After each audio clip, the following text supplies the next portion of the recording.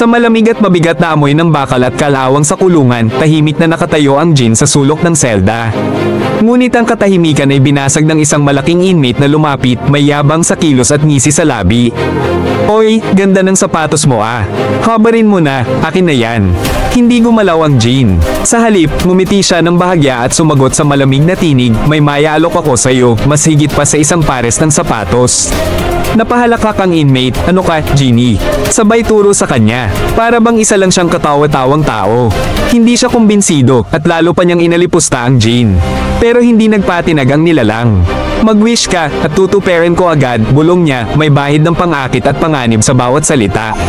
Sa wakas, napaisip ang inmate at may mapang asar ng ngiti. "Sige, gusto kong makalakad palabas dito, tumago sa rehas at makalaya. Tingnan natin kung kaya mo yan." Tahimik, sandali lang, pero parang huminto ang hangin. Ngumiti ang Jin, hindi ngiti ng kaibigan, kundi ng isang demonyong alam na ang mangyayari. "Don," ang wika niya. At sa isang iglap, parang may hindi nakikitang puwersa na humila sa inmate.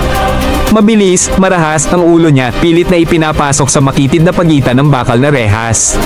Pumipigas, umiiyak, sumisigaw, ngunit walang awa ang puwersa. Ang ibang preso, napahinto, napapaatras habang pinapanood ang unti-unting pagpisil ng bakal sa katawan ng kawawang inmate. Isang malakas na kalabog at ang buong katawan nakalusot sa butas na imposibleng mapagkasya. Baluktot, durog, at wala ng buhay. Sa dulo, nakangiti lang ang Jin, tahimik, tila nasisiyahan sa bangis ng kapangyarihang ipinamalas niya.